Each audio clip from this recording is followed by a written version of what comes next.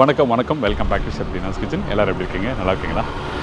இன்றைக்கி நம்ம எந்த ஊர் வந்தோம்னா கன்னியாகுமரி மாவட்டம் இருக்கும். கன்னியாகுமரி மாவட்டத்தில் எந்த ஊருக்கு போய் சமைக்க போகிறீங்கன்னா தக்கலைன்னு சொல்லி ஊர். அங்கே பார்த்தீங்கன்னா அங்கே இருக்க மக்கள் வந்து அவங்க பண்ணுற ட்ரெடிஷ்னலாக பண்ணுற அந்த ரெசிபியை தேடி வந்திருக்கோம். அதாவது மஞ்சள் சோறுன்னு ஒரு ரெசிபி. இந்த ரெசிபி பார்த்தீங்கன்னா இதுக்கு வந்து ஒரு மசாலா அரைச்சி போட்டு பண்ணுறாங்க.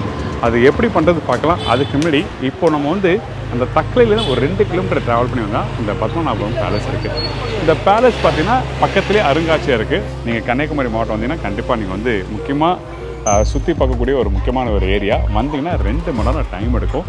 ஏன்னா அந்த அளவுக்கு வந்து அந்த அரண்மனை வந்து அழகாக பிரம்மாண்டமாக கட்டி வச்சுருக்காங்க. இந்த பேலஸ் பார்த்திங்கன்னா 16ஆம் நூற்றாண்டில் கட்டியிருக்காங்க. இந்த பேலஸ் வந்து 15 மாளிகை சேர்ந்து தான் இந்த அரண்மனை. இந்த அரண்மனை பார்த்திங்கன்னா திருவான்கூர் சமஸ்தானத்தோடு சேர்ந்தது. இரவிவர்ம குலசேகர பெருமாள் அவர் தான் இந்த அரண்மனைக்கு வந்து ராஜாவாக இருந்தார். இப்போ பார்த்தீங்கன்னா கேரளா கவர்மெண்ட்டு அவங்க தான் அண்டர்டேக்கர் பண்ணி பார்த்துக்கிறாங்க. ஆனால் தமிழ்நாடு பார்டரில் இருக்குது. அது மட்டும் இல்லை, இங்கே மக்களாக இருக்கட்டும், இங்கே வேலை செய்கிறவங்களா இருக்கட்டும், அந்த காலத்தில் வந்து எல்லோரும் உள்ளே போய் ஒரு 2000-3000 பேர் சாப்பிட்றதுக்கான ஒரு பெரிய அறலாக இருக்குது, கிச்சன் இருக்குது. இந்த மாதிரி ஏகப்பட்ட விஷயங்கள் இருக்குது. நான் இதை பற்றி பேசினா நிறைய பேசிகிட்டே போகலாம். சரி வாங்க, இப்போ நம்ம வந்து வரைய பார்க்கலாம். தக்கலைக்கு போயிட்டு அங்கே போய்ட்டு இந்த மஞ்சள் சோறுனா என்ன, இது எப்படி பண்ணுங்கன்னா ஃபங்க்ஷன் டைமில் வந்து ஃபேமிலியோடு ஒன்று சேரும்போது இல்லைன்னா எங்கே கெட்டு கெதர் போகக்கூடிய டைமில் நாங்கள் இந்த மாதிரி ஃபுட்டு பண்ணுவோம். அந்த மசாலா அரைக்கிற பக்குவம் என்ன, அது எப்படின்னு பார்த்தீங்கன்னா தேங்காய், மஞ்சள் பொடி, தானிய பொடி, பெருஞ்சீரக பொடி இதெல்லாம் போட்டு ஒரு மசாலா கூட்டு அரைச்சி அதில் பண்ணுறது. ராம்நாடு அந்த மாதிரி டிஸ்ட்ரிக்டில் வந்து மஞ்சச்சோறு பண்ணுவாங்க. ஆனால் அதை விட கொஞ்சம் இது வித்தியாசமாக ஒரு மசாலா கூட்டோடி பண்ணக்கூடியது. அப்புறம் இந்த ரைஸோட போட்டு குக் பண்ணுற பக்குவம் என்ன அரிசி யூஸ் பண்ணுறாங்க? புழுங்கல் அரிசியில் தான் இந்த மாதிரி ரைஸ் பண்ணுறது நல்லாயிருக்கும். பச்சை பாசுமதி ரைஸு, ஜீரக சம்பாயில் வந்து பச்சரிசி அது வந்து என்னென்னா குழஞ்சி போயிடும். ஏன் இந்த மஞ்சள் சோறுக்கு இந்த அளவுக்கு இம்பார்ட்டன்ஸ் தராங்க? ட்ரெடிஷ்னலாக அந்த காலத்தில் ஏன் பண்ணாங்க? இந்த மாதிரி ஏகப்பட்ட இன்ஃபர்மேஷன் நம்ம கேட்டு தெரிஞ்சுக்க போகிறோம். அந்த காலத்தில் இதுதான் அவங்களுக்கு பிரியாணி. ஓகே, இதுதான், இது இல்லாமல் இருக்கவே இருக்காது. கல்யாண வீடாக இருந்தாலும் சரி, சடங்கு வீடாக. இப்போ ஆடிட்டோரியத்தில் கல்யாணம் பண்ணுறதுனால வந்து மேக்ஸிமம் என்ன பண்ணுறாங்கன்னா பிரியாணி பெரிய லெவலில் பண்ணிட்டு போகிறாங்க. அப்போ வந்து பார்த்திங்கன்னா சமையல்காரங்க இதை சமைக்க மாட்டாங்க. வீட்டில் உள்ள ஆட்களை எல்லாருமா சேர்ந்து இதை வந்து சமையல் பண்ணி வீட்டில் உள்ளவங்க கல்யாணத்துக்கோ வேறு ஏதாவது சடங்கு ஃபங்க்ஷனுக்கெல்லாம் செய்திருப்பாங்க. இதுக்கு கூட வந்து இந்த சாப்பாட்டுக்கு கூட வந்து நிறைய விதமான குழம்புகள் உண்டு. மட்டன் குழம்பு, சிக்கன், பீஃபு, பருப்பு குழம்பு. இந்த இடத்துல இந்த கத்திரிக்காயெல்லாம் வச்சு ஒரு புளிக்கறி மாதிரி வைப்பாங்க. அந்த குழம்பெல்லாம் வச்சு சாப்பிட்றதுக்கு ரொம்ப அருமையான ஒரு சாப்பாடு, ரொம்ப நல்ல சாப்பாடாக. நைஸுங்க, நல்லா இருக்கு. இதுதான் மஞ்சள் சோறு. வாங்க முகமது காதிரை போய் மீட் பண்ண போகிறோம். தக்கலையில் போயிட்டு இவர் பார்த்தீங்கன்னா கிட்டத்தட்ட ஒரு 20 வருஷமாக வந்து இங்கே கேட்ரிங் பண்ணிட்டு வராரு. அது மட்டும் இல்லை, நமக்கு லாஸ்ட் டைம் வந்து தேங்காய் சாதம் எப்படி ரெடி பண்ணி சொல்லி கொடுத்தார்ல, அவர் தான் மீட் பண்ண போகிறோம்.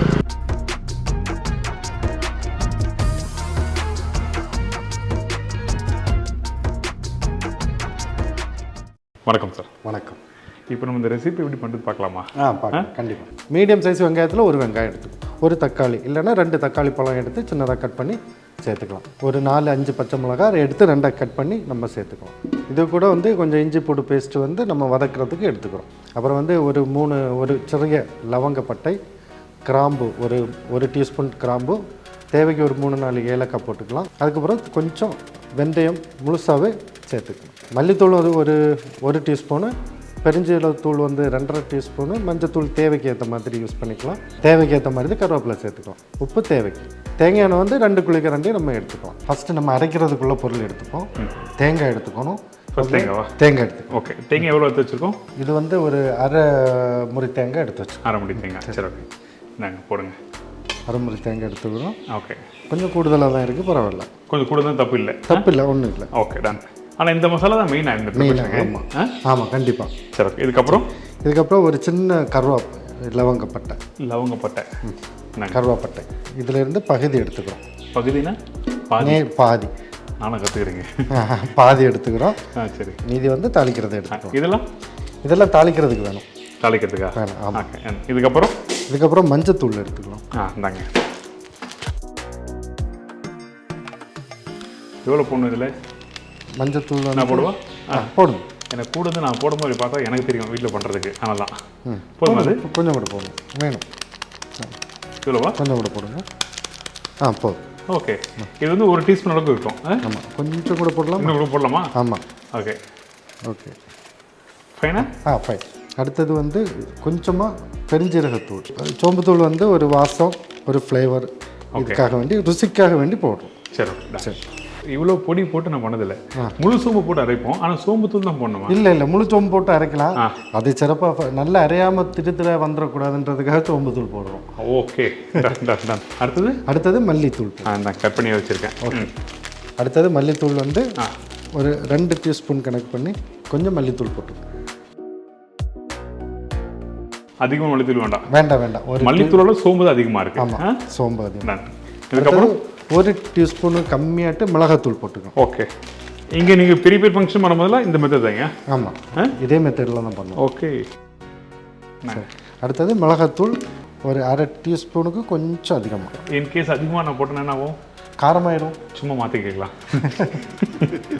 கொஞ்சம் அதிகமாக போட்டோன்னா காரம் கூடிடும். இந்த காரம் இருக்கக்கூடாது, கூடுதல் காரமாக இருக்கக்கூடாது. அதுக்காக வேண்டி லைட்டாக போட்டுருக்கோம். சரியா? ஓகே. ஸோ மிளகாய் அதிகமாக இருந்தால் காரம் அதிகமாக. ஓகே. இப்போ இது வந்து நம்ம அரைவைக்கு எடுத்துக்கலாம். ஓகே. இது எப்படி அரைக்க போகிறோம்? இது மிக்சியில் வந்து கொஞ்சம் மசி மாதிரி நல்லா ஃபைனாக அரைக்கணும். ஓகே. அரைச்சி எடுத்துக்கலாமா? நைஸாக தான் அரைக்கணும். நைஸாக தான் அரைக்கணும். குறை அரைக்கூடாது. குறை நைஸாக அரைச்சா நல்லாயிருக்கும். ஓகே. அந்த பேஸ்ட். அப்போ எனக்கு அரைச்சிட்டு காமிக்கிறீங்களா? கண்டிப்பாக. ஓகே.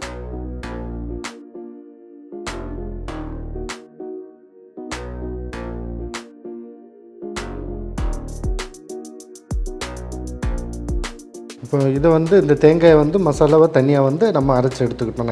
நைஸாக அரைச்சி எடுத்துக்கிட்டோம். இதை வந்து இனி வந்து நம்ம சமைக்கிறப்போ அந்த தண்ணி கூட ஆட் பண்ணி சேர்த்து சமைச்சிடலாம். அவ்வளோதான். நீங்கள் தேங்காய் சாதம் பண்ண மாதிரி தம்மா அது எதேசம் அதே போல் தான் இருக்கும். ஆனால் இதனுடைய டேஸ்ட் வேறு, அதனுடைய டேஸ்ட் வேறு. இந்த மசாலா அதில் ஆட் பண்ணுறதுனால அந்த டேஸ்ட் நல்லா இருக்கும். சரி. இப்போ அடுத்து நம்ம என்ன பண்ணுறோம்? அடுத்தது தாளிக்கிறதுக்கு தேங்காய் எண்ணெய் சேர்த்து. தேங்காய் எண்ணெய் வச்சுருக்கீங்க. ஓகே. இதில் வந்து 2 குழிக்கரண்டி தேங்காய் எண்ணெய் அது கணக்கு பண்ணி நம்ம ஏற்றுக்கிறோம். சரி. தேவைக்கு கொஞ்சம் வெந்தயம் போட்டுக்கிறோம். இவ்வளோ வெந்தயமா? ஆமாம். எவ்வளோ போடுறீங்க? ஒரு டீஸ்பூன் கணக்கு பண்ணி. ஒரு டேபிள் ஸ்பூன் சொல்லாமா, ஒரு டீஸ்பூன் சொல்லாமா? ஒரு டீஸ்பூன் கணக்கு பண்ணி. அடுத்து பட்டை, கிராம்பு, லவங்கம். இதில் பார்த்தீங்கன்னா ஒரு குட்டி பீஸு கருவாப்பட்டை, ஒரு 3-4 பீஸு ஏலக்காய் போட்டிருக்கோம். அதே அளவுக்கு கிராம்பும் எடுத்து போட்டுருக்கோம். ஓகே. இதுக்கடுத்து பச்சை மிளகாய் போட்டுருக்கோம். சரி. ஓகே. இந்த தேங்காய் எண்ணெயில் அந்த தாளிப்பு வந்து பட்டை லவங்கெல்லாம் நல்லா வாசம் பண்ணுறது. அடுத்தது பச்சை மிளகாய் வந்து ஒரு 4 பச்சை மிளகாய் 2 கீறினது வச்சுருக்குறோம். அதை வந்து போட்டுக்கலாம். இந்த பச்சை மிளகாய் கீரி போட்டா வெடிக்காது. இதே முழுசாக போட்டோன்னா வெடிக்கும். லாஸ்ட் டைம் அந்த பூண்டு போடும்போது நின்று பண்ண முடியாமல் வெடிச்சு.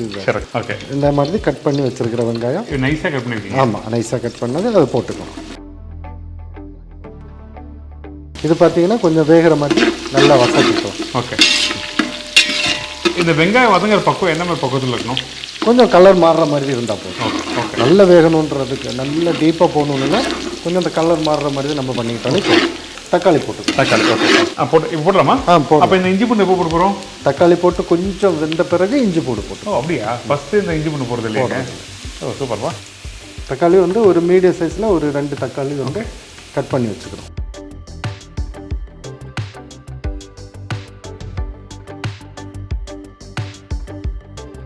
தக்காளி லேசாக வதங்குற மாதிரி இருந்தது இஞ்சி பூண்டு பேஸ்ட் போட்டு. சரி. போடலாமா? அவ்வளோதான். போதும். மீதி வந்து குக்கிங் வந்து தண்ணியில் வந்து வெந்து ரெடி ஆகிடும் தக்காளி. அதாவது பார்த்தீங்கன்னா வதக்கணும் சொல்கிறாரு, போட்ட உடனே மிக்ஸ் பண்ண உடனே அடுத்த ஸ்டேஜ் போயிடும். ஆமாம்.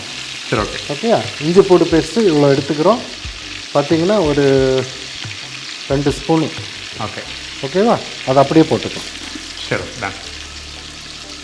இந்த பக்குவத்துக்கு. ஆமாம். இது குறைன்னா அரைச்சி போடணுமா?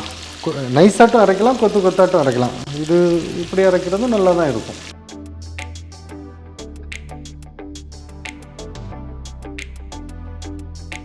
இப்போ வந்து இஞ்சி பூண்டு பேஸ்ட்டு போட்டாச்சு. கருவேப்பிலை போட்டுக்கோம்.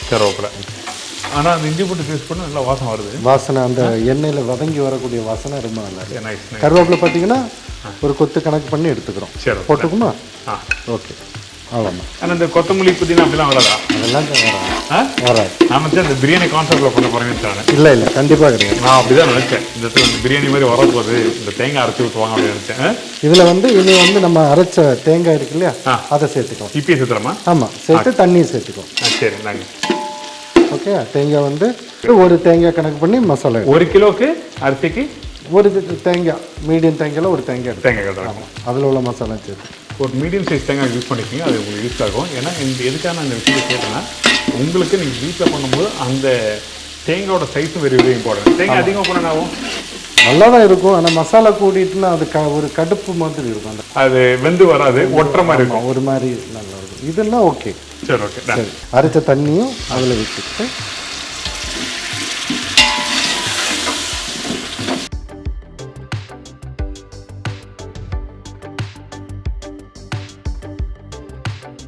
ஒரு கப் அரிசிக்கு 2.25 கப் அளவுக்கு தண்ணி எடுத்துக்கிட்டோம்.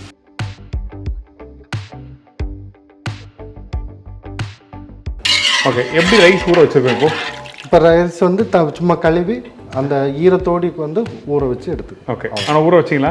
ஊற வைக்க வேண்டாம், கழுவுற அந்த தண்ணியில் இருந்தாலே அது ஒரு இதாகிடும். அது போதும். ரொம்ப ஊற வைக்கணும்னு என்ன காரணம்? அது என்னென்னா உதிராக வராது, நல்லா இருக்காது. அதுக்காக தான். பிரியாணியாக இருந்தாச்சுன்னா ஒரு 10 நிமிஷம் இருந்தானா அரிசி நீளமாக வரும், அப்படின்லாம் இருக்குது. இது அப்படி இல்லை, அப்படியே டைரெக்டாகவே குக் பண்ணிக்கலாம். ஓகே. என்ன அரிசி? பொன்னி அரிசி யூஸ் பண்ணிக்கிறோம். பொன்னி புழுங்கல் அரிசியா? புழுங்கல். ஓகே. உப்பு போட்டுவோம். உப்பு போடுறோமா? ஆமாம், உப்பு வந்து இந்த தண்ணி அளவுக்கு தேவையான உப்பு நம்ம சேர்த்துக்கணும். சரி ஓகே.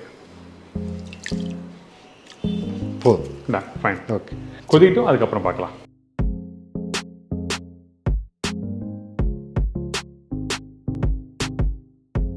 இப்போ வந்து பார்த்தீங்கன்னா இது தண்ணி வந்து கொதிச்சிச்சு, அரிசி போட்டுக்கலாம். சரி ஓகேவா?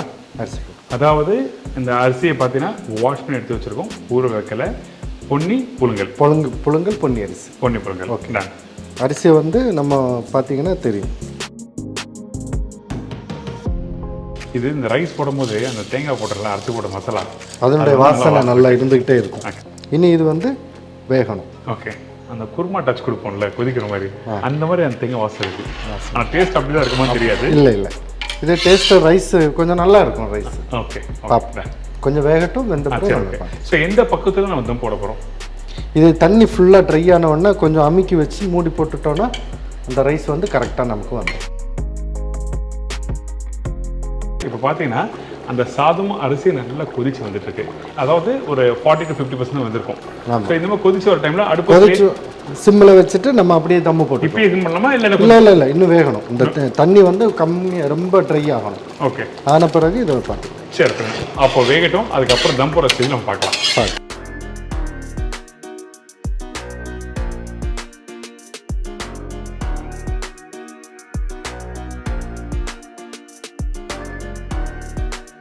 இப்போ வந்து இது தண்ணி ஃபுல்லாக வத்திச்சு. ஓகே. இனி வந்து நம்ம இது தம்மு போட்டுக்கலாம். ஓகேவா? அதாவது இங்கே பாருங்க, நான் கையில் காமிக்கிறேன். அந்த தண்ணி சுத்தமாக இல்லை, ட்ரை ஆயிடுச்சு, நல்லா ட்ரை ஆயிடுச்சு. இது எந்த பக்குவத்துக்கு வந்திருக்கும்? எத்தனை பர்சன்ட் வந்திருக்கும் சொன்னீங்க? இது 90% வந்தாச்சு. பார்த்தீங்கன்னா தெரியும், 90% மேலே வந்துருச்சு. தம் போட்டலாமா? தம் போட்டுக்கலாம். ஓகே. ஓகே. இதை அப்படியே அமுக்கி விட்டுட்டோம்னா ஓகே தம் போட்ட மாதிரியே இருந்துடும். அமுக்குறதுனா ஈவன் ஆக்குறாரு, அழுத்தக்கூடாது, ரைட்டா? ஆமாம், கொஞ்சம் அமுக்கி வச்சுட்டோம்னா அந்த நீர் வந்து இருக்கிற நீரும் ட்ரை ஆகி நமக்கு அது கிளியராக வந்துடும். ஓகே. ஓகே. மேலே எதனா போடணுமா? எதுவும் வேண்டாம், மூடி போட்டு அடைச்சி. சரி ஓகே. ஓகேவா? மூடி எடுத்தோம். அவ்வளோதான். ஆமாம், அடுப்பை ஆஃப் பண்ணிடலாம். அடுப்பு ஆஃப் பண்ணியாச்சு. அந்த சூடுலேயே வந்துடுமா? சூட்லேயே ஒரு 10 நிமிஷம் இருந்தோன்னா ஒரு அப்படியே ட்ரை ஆகி கரெக்டாக குக் வந்து. வீட்டில் வந்து சின்ன பர்னர் இருக்கும், தோசைகளுக்கு போட்டு வேகலாமா? ஆமாம், தோசைகள் வச்சு கூட மேலே தூக்கி வைக்கலாம். அவ்வளோ தேவைப்படாது, இருந்தாலும் வச்சுக்கலாம், ஆப்ஷன். ஓகே. உங்களுக்கு தேவைப்பட்டால் யூஸ் பண்ணிக்கேன். வீட்டில் உங்களுக்கு எல்லாருக்குமே தெரியும் எப்படி தம் பண்ணு சொல்லிட்டு. பட் இந்த ரெசிபியில் பர்டிகுலராக பார்த்தீங்கன்னா இந்த மசாலா தான். அந்த தேங்காய் எப்படி அரைக்கிறோம், அரைச்சி மசாலா பிறகு எப்படி தாளிப்பு போட்டு அந்த தேங்காய் எப்போ ஊற்றுறோம், அதுக்கப்புறம் தண்ணி எப்படி ஊற்றுறோம், எந்த அளவுக்கு ஊற்றுறோம், இதெல்லாம் வந்து கரெக்டாக நோட் பண்ணிக்கோங்க. அப்போ தான் வீட்டில் பண்ணும்போது அந்த ரேஷியோ கரெக்டாக வரும். கரெக்டாக. இது நல்லா வாசம் வந்துட்டு இருக்கு, அந்த தேங்காயோட வாசமும் அந்த மசாலாவோட வாசம் நல்லா வருது. இப்போ ரெடி ஆகட்டும், பார்க்கலாம். இப்போ வந்து தம் ஆயிடுச்சு, இதை நம்ம ஓப்பன் பண்ணி பார்த்துக்கலாம். சரி ஓகேவா?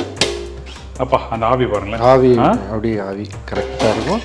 தம் உடைக்கிறது முன்னாடி பாருங்களேன், அந்த ரைஸ் வந்து அந்த தண்ணி எல்லாமே நல்லா ட்ரை ஆகி அந்த சாதம் உதிரியாக வந்திருக்கு. ரைஸ் வந்து உதிராக வந்துருக்கு. பார்த்தீங்கன்னா தெரியும். இதுதான் மஞ்சள் சோறு. இதுதான் மஞ்சள் சோறு. இது கூட பருப்பு குழம்பு, பப்படம் வச்சு புளி வச்சு சாப்பிட்டீங்கன்னா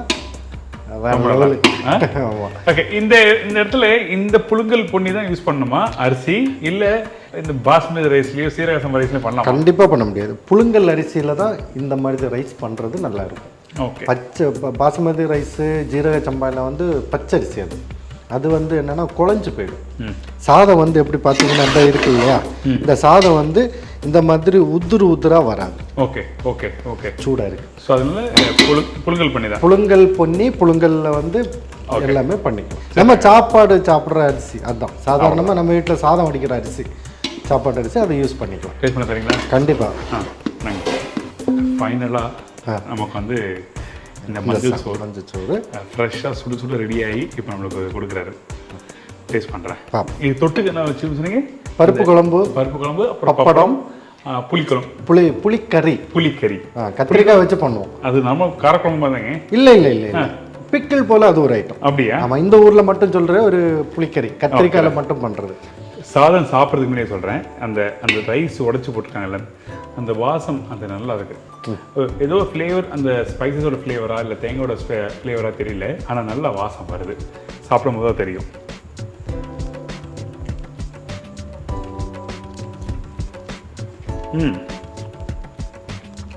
நீங்கள் சொல்கிற மாதிரி காரம்லாம் இல்லை. காரமே இருக்காது. ஆனால் காரம் நம்ம போட்டோம், அந்த காரம் தெரியக்கூடாது. ஒரு மைல்டான ஒரு காரம். அந்த வாசம், அந்த தேங்காயோட போட்டு சாப்பிட்ற அந்த டேஸ்ட் இதெல்லாம் வந்து பார்த்தீங்கன்னா சுட சுட சாப்பிட்றதுக்கு ரொம்ப நல்லாயிருக்கும். இது வந்து சூடு ஆறுனா எப்படி இருக்குன்னு தெரியல, ஆனால் சுட சுட சூடு ஆறுனாலும் இதே டேஸ்ட் அப்படியா? ஆமாம், நைஸுங்க, நல்லா இருக்கு. நல்லா இருக்கும். இதுதான் மஞ்சள் சோறு. இது பார்த்தீங்கன்னா அந்த அரைச்சி போட்ட அந்த மசாலா தான், அந்த தேங்காயோட அந்த டேஸ்ட், அந்த பக்கம் தான், அது ரொம்ப நல்லாயிருக்கு. நைஸ். கண்டிப்பாக நெக்ஸ்ட் டைம் உங்கள் வீட்டுக்கு வரும்போது நான் அந்த புளிக்கறியும் இல்லைன்னா வேற என்ன பப்படம் பருப்பு குழம்பு கண்டிப்பாக ட்ரை பண்ணி கண்டிப்பாக வாங்க நெக்ஸ்ட் டைம். ரொம்ப ரொம்ப நன்றி.